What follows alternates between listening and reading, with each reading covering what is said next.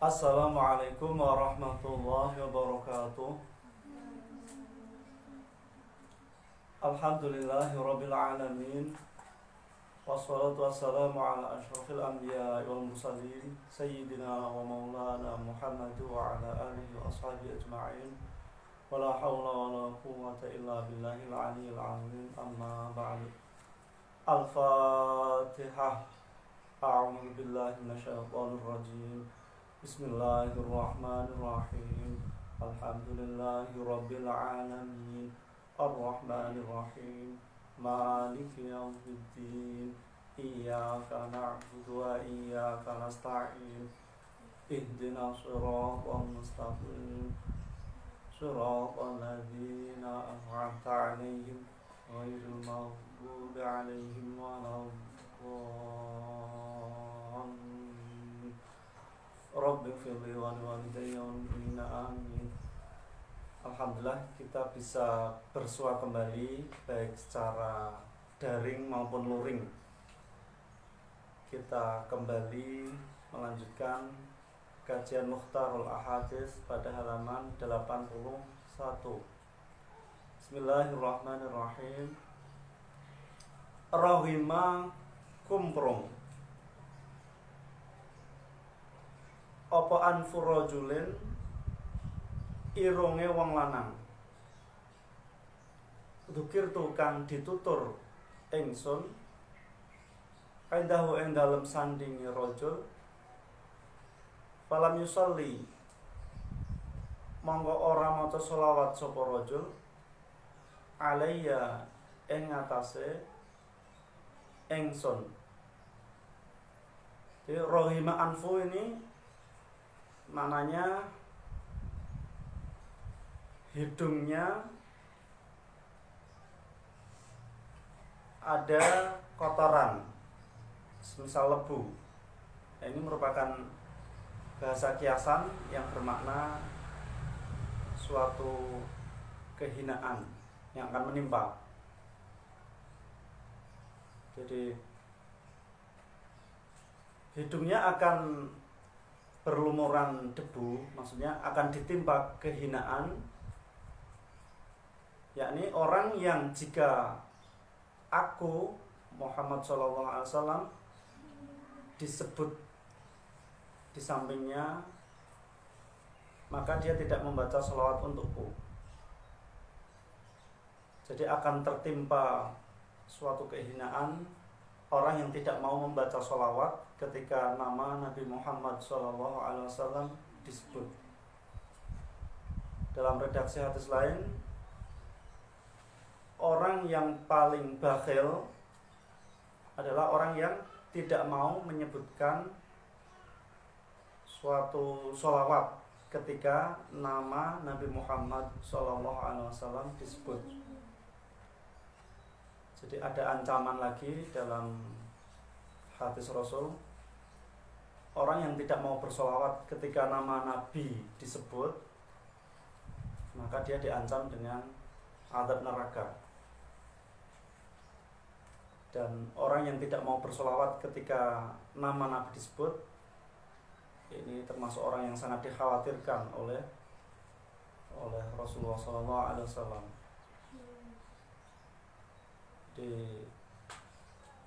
Makanya kalau nama Nabi Muhammad SAW itu disebutkan atau dituliskan, ya, ada baiknya kita tambahkan sholawat untuk beliau. Jadi yang terpenting adalah di saat nama beliau disebutkan, kita mendengar, kita jawab Allahumma sholli alaihi atau Allahumma sholli wa sallim wa barik alaihi wa ala alihi wa ashabihi dan sebagainya. Jadi pentingnya sholawat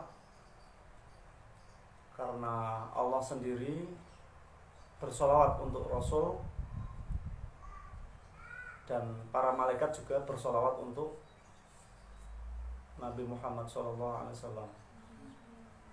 Makanya umatnya juga diperintahkan untuk memanjatkan sholawat dan salam untuk beliau. Jika semua ibadah Allah itu hanya memerintahkan saja, tidak melakukan, namun untuk sholawat Allah itu memerintahkan juga sekaligus melaksanakan. Jadi sholawat itu sangat penting.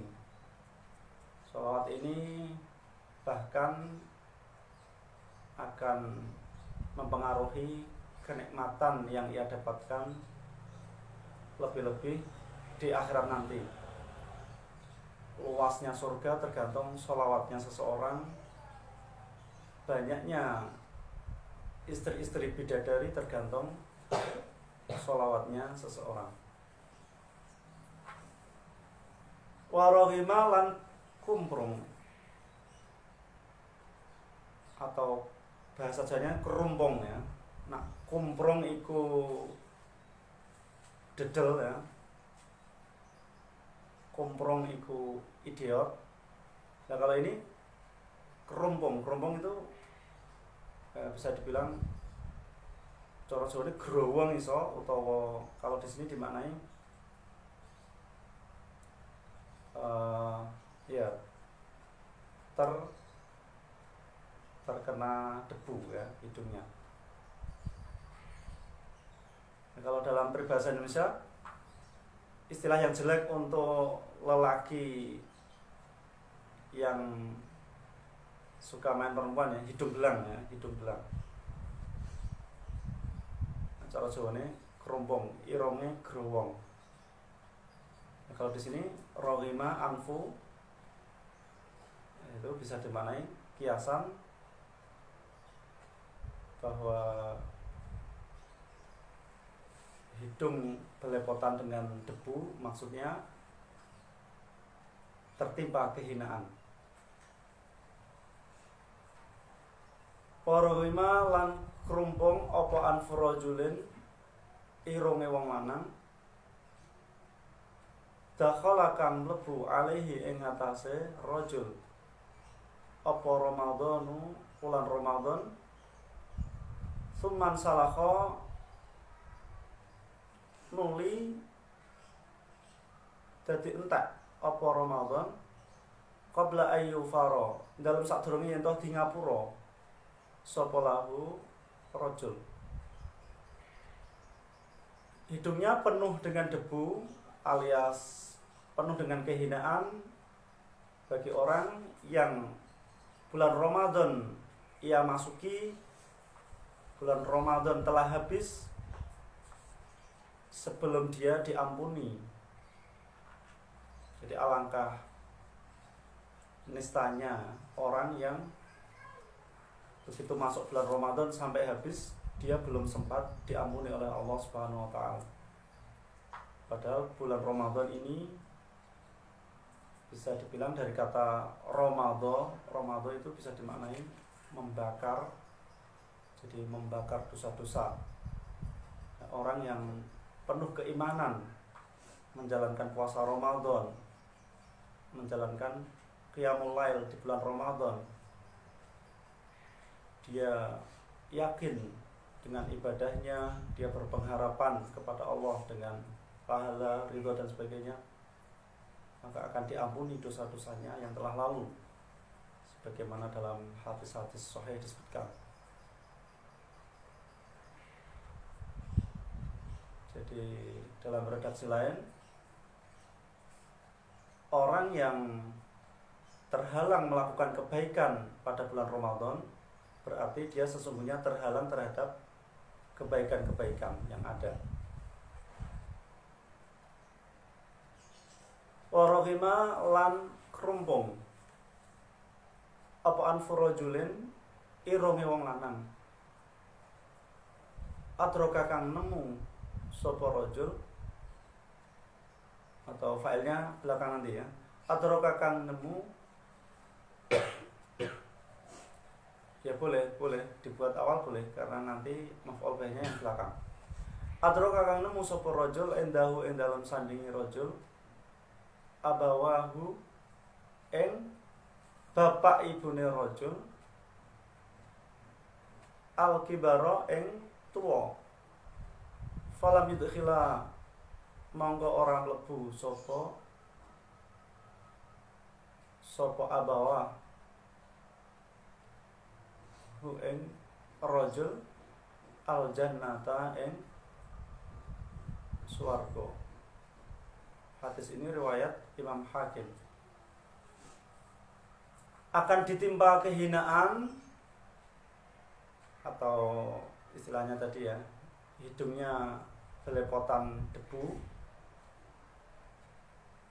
yakni orang yang menemukan kedua orang tuanya sudah tua renta di sisinya, namun kedua orang tuanya ini tidak menjadi lantaran si anak tersebut masuk surga. Jadi anak ini menyia-nyiakan orang tuanya, anak ini tidak mau berbakti kepada orang tuanya, anak ini bahkan durhaka kepada orang tuanya, sehingga orang tuanya ini tidak bisa menjadi sarana untuk si anak ini masuk surga. Di pintu surga yang tengah, pintu surga yang bisa dibilang dekat, itu adalah melalui kedua orang tua. Bahkan kalau dipertajam lagi, telapak kaki sang ibu adalah pintu surga. Jadi al-jannatu tahta aqdamil ummahat.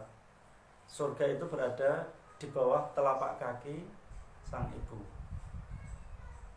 Ini lantas bukan berarti terus si ibu telapak kakinya terus dilihat ya, mungkin di mikroskop dan sebagainya ya, pakai kamera yang super canggih misalnya untuk meneropong surga. Bukan seperti itu.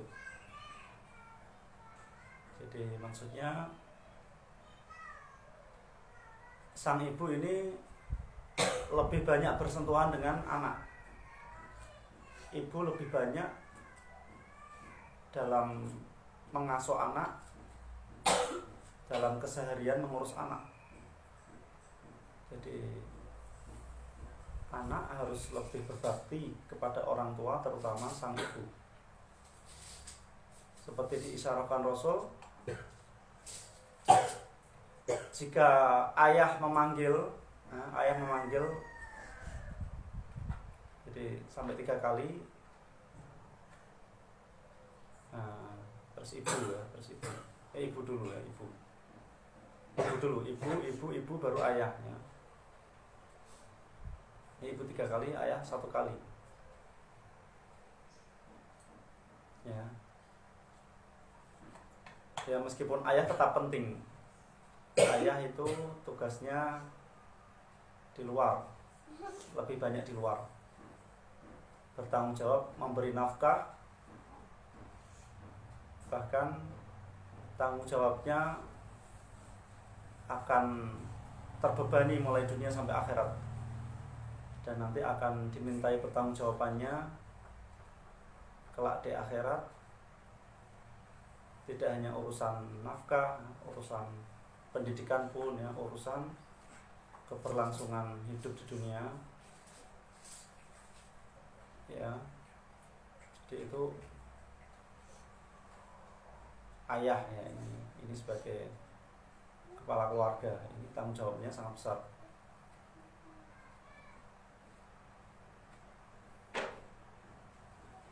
Rakaatani utawi 2 rakaat bisiwaken kelawan nganggo siwak iku afdhalu luwih utama min sab'ina tinimbang saking 70 apane rakaate bighairi siwaken kelawan tanpa siwakan.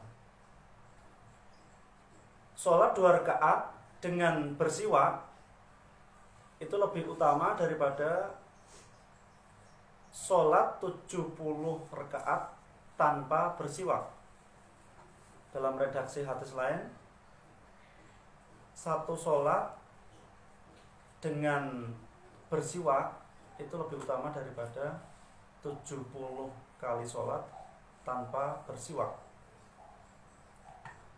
Jadi bersiwak atau bisa dikatakan kalau zaman modern gosok gigi. Nah, cuma kalau gosok gigi anjurannya kan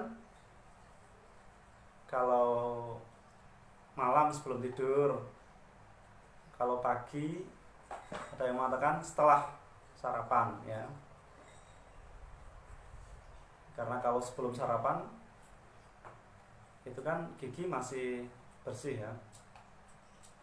Cuma kalau digosok gigi kemudian sarapan kan kotor lagi. Itu hanya teknis saja. Nah, kalau bersiwak itu tidak harus memakai kayu siwak khusus ya. Cuma yang biasa dipakai oleh Rasul itu kayu arok. Jadi banyak ya penelitian tentang keistimewaan kayu arok itu ya. Dan meskipun kalau zaman modern praktisnya sekali lagi pakai sikat gigi, pakai pasta gigi sebagai pembersihnya. Jadi kalau dalam fikih itu paling tidak tiga keadaan semisal setelah bangun tidur itu sangat dianjurkan bersiwak. Terus ketika bau mulut itu berubah itu dianjurkan bersiwak. Dan misalnya ketika akan sholat ya itu bersiwak nggak apa-apa ya, sangat sunnah, sangat dianjurkan. Dan siwak ini memiliki faedah yang banyak sekali. Jadi tidak hanya urusan gigi, sampai urusan pencernaan, sampai urusan kejernihan akal, kejernihan mata, sampai urusan memudahkan mencabut nyawa. Jadi ada paling tidak 40 faedah ya. Jadi sekali lagi untuk bersiwak itu khusus orang yang berpuasa. Ya, ada yang memakruhkan ya ini setelah matahari zawal, matahari lenser ya atau bergeser ke arah barat sampai terbenam matahari.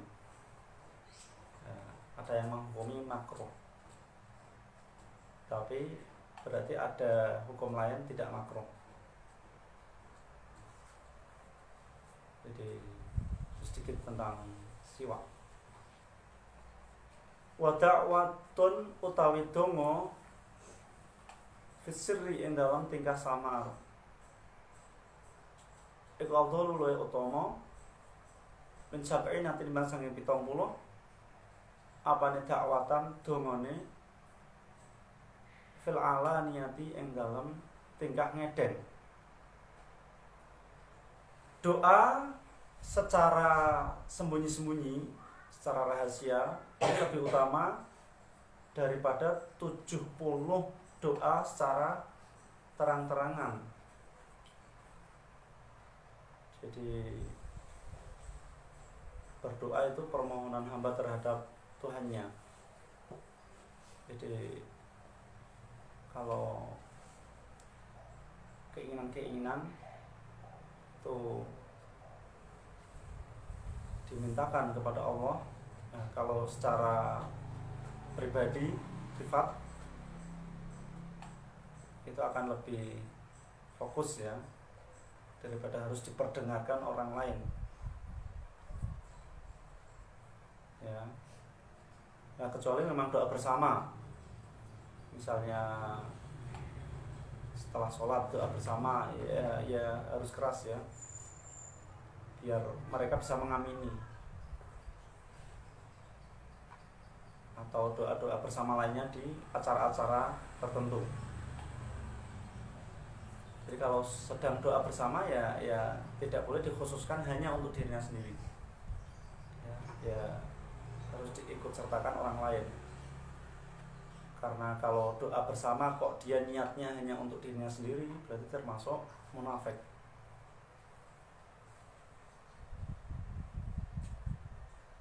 Wa shadaqatan utawi sedekah fisri ing dalam samar iku afdhalu luwih utama min sab'in nanti timbang saking 70 apane sedekatan sedekah fil alaniyati ing dalam ngedeng.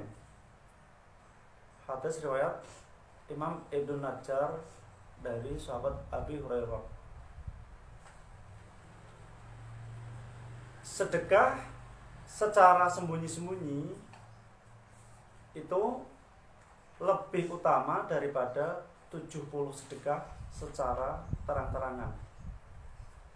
Jadi kalau sedekah itu diibaratkan tangan kanan memberi, tangan kiri tidak tahu.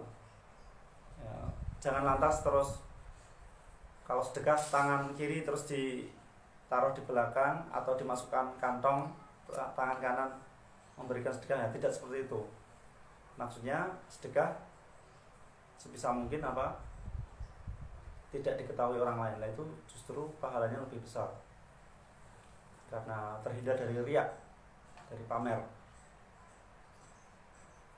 Dan sedekah yang rahasia itu manfaatnya banyak sekali ya. Mungkin dari si penerima itu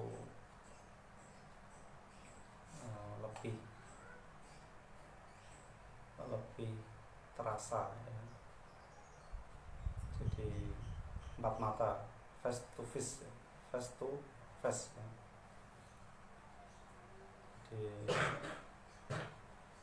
Jadi seakan-akan ada pengkhususan ya, dan dia mungkin tidak malu ya menerima semua itu ya, dan sebagainya. Jadi faedah-faedah yang lain tetap banyak ya.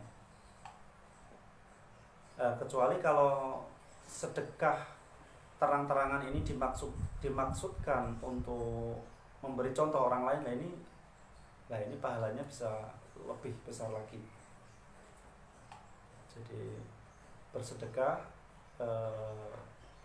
diperlihatkan orang lain tapi bukan untuk pamer, tapi niatnya untuk memberi contoh.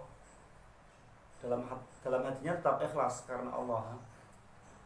Dia memberi suri tauladan, menarik orang lain supaya mengikutinya. Nah, kalau niatnya baik seperti ini, pahalanya bisa mengalir terus. Setiap orang yang menirunya, maka dia akan mendapat transferan pahala terus menerus. Jadi memang ada amalan-amalan yang sebaiknya dirahasiakan dan ada yang ditampakkan. Yang penting adalah niat dalam hati. Jadi harus ikhlas. Seperti kalau membaca Al-Quran sembunyi-sembunyi dengan terang-terangan itu perbandingannya 1:70. Jadi, kalau membaca secara rahasia itu pahalanya 70 kali lipat dibanding terang-terangan hanya 1 ya. Jadi ada keutamaan-keutamaan melakukan peribadatannya. Kalau Imam Syafi'i itu menganjurkan agar setiap orang hendaknya punya satu amalan yang dia sendiri yang tahu. Jangan sampai ada orang lain yang tahu, meskipun itu orang terdekatnya, meskipun istrinya sendiri, meskipun suaminya sendiri. Jadi ada amalan tertentu yang ia rahasiakan dari siapapun. Kemudian anjurannya lagi meninggalkan hal-hal yang tidak diperlukan, meninggalkan hal-hal yang tidak berfaedah.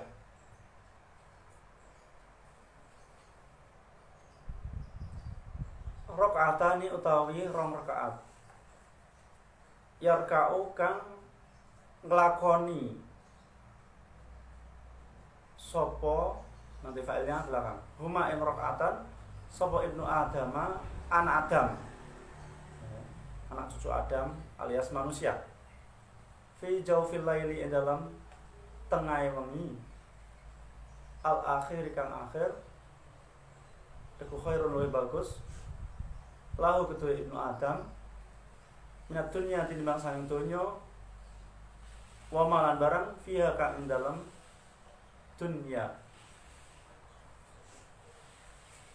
Dua rakaat yang dilakukan oleh manusia di tengah malam yang bagian akhir, berarti separuh malam yang terakhir, itu lebih baik daripada dunia seisinya. Jadi betapa besarnya keistimewaan sholat 2 rakaat di tengah malam ya, ini lebih utama, lebih baik dibanding dunia dan seluruh isinya. Walaula an asyqa lan lamun ora ana utawi yen toh ngabotake ingsun ala ummati ing atase umat ingsun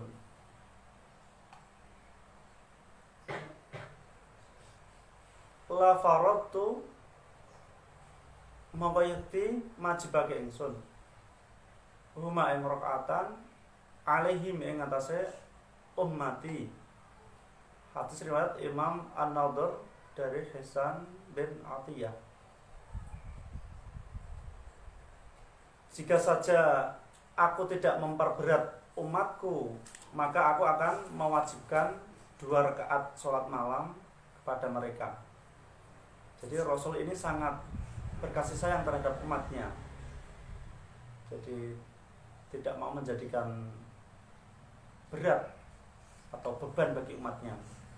Sampai-sampai sholat sunnah 2 rakaat di malam hari atau bisa dibilang qiyamul lail itu seandainya tidak memperberat mereka maka akan diwajibkan. Karena Nabi merasa itu berat maka tidak diwajibkan. Dan tahajud itu untuk Nabi Muhammad memang hukumnya wajib, ini khususiyah. Sedangkan untuk umatnya hukumnya sunnah. Seperti sholat tarawih ya. Sholat tarawih itu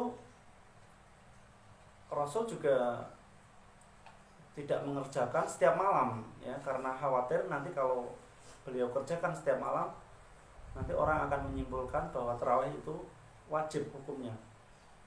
Jadi qiyamul Ramadan, sholat tarawih ya, yang nanti